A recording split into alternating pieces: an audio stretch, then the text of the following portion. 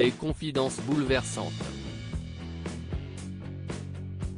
À partir du 28 janvier 2022, Marie-Christine Barrault se produira sur la scène du théâtre de l'Odéon Atelier Berthier.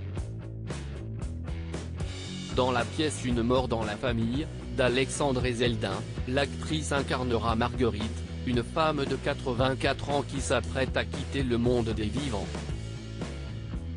Interrogée sur son personnage, la star a confié dans un entretien accordé à Paris Match: « Pour moi, si est-il vraiment un rôle de composition, dans la mesure où j'ai 10 ans de moins et que je porte en moi une énergie folle. En revanche, ces préoccupations me parlent, la fin de vie et l'approche de la mort sont des questions fondamentales pour moi.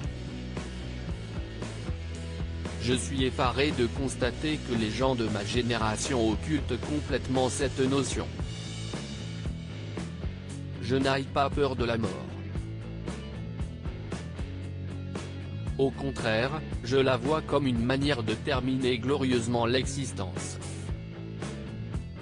En toute transparence, Marie-Christine Barrault a révélé: « Je suis encore obsédée par l'histoire de ma grand-mère, la mère de mon père et de mon oncle Jean-Louis Barrault, décédé dans ses bras. Ses derniers mots ont été: si tu savais, si est merveilleux. Moi, je voudrais vraiment mourir en étant capable de vivre mon dernier instant, comme un point final qui donne un sens à tout ce que j'ai vécu avant. Bon, après, si je me fais écraser par un autobus, je risque de ne pas avoir le temps d'y penser. Alors que soigner sa sortie est important pour elle, si est avec émotion que l'actrice a dévoilé: « J'ai perdu mon père à l'âge de 14 ans. J'avais 8 ans quand il est tombé malade et je l'ai vu devenir un cadavre vivant pendant 6 ans. Quand il est décédé, ma mère m'a juste dit: l'enterrement a lieu jeudi. Elle n'a pas pris 5 minutes pour me demander si j'avais du chagrin. » Marie-Christine Barrault: « Cela m'obsède, mais ne m'angoisse pas. Une semaine plus tôt, si est dans les colonnes du Monde que la veuve de Roger Vadim s'est remémoré la mort de son père.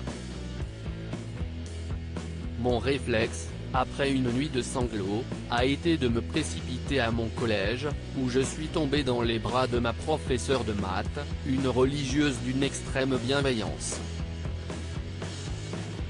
Si est la première personne avec qui j'ai pu parler de ce décès et du mystère de la mort qui me cueillait par surprise et ne m'a d'ailleurs plus quitté.